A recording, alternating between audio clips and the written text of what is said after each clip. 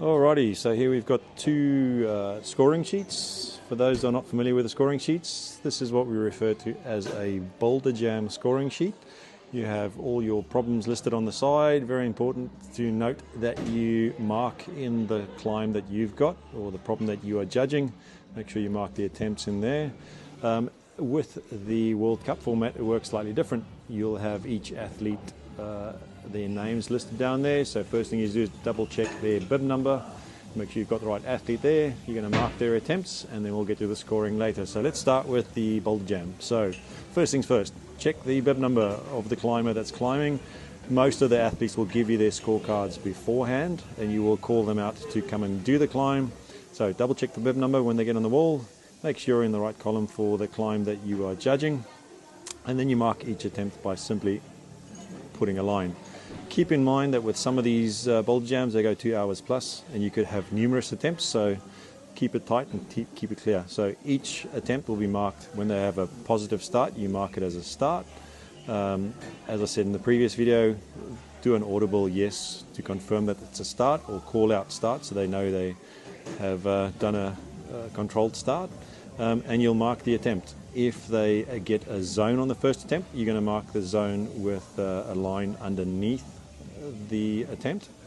If they get a top, you mark it with a circle. So let's say in this scenario you have a climber that has had 3 attempts. So they've done the one, done the second. On the third attempt they got the zone. You're going to mark it as a zone. Fell off the wall before they got the top. On the fourth attempt they did not get a zone. On the fifth attempt they got a zone and they also made the top. You'll mark it as that. So then you go down the column, you're going to mark it as they got their zone in 1, 2, 3.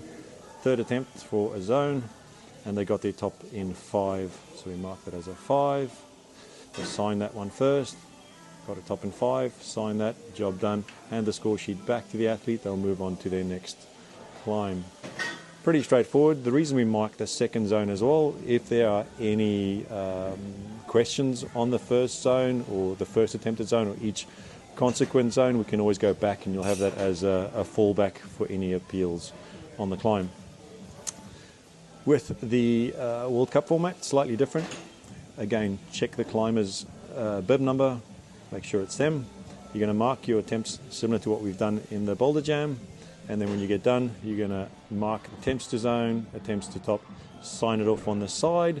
We will also have a QR code for the judge to enter those scores into the Google Sheet at the end of the climb. If you do get stuck and don't have enough time to enter it, I will be passing through and collecting some scores from you and putting that into the score sheet.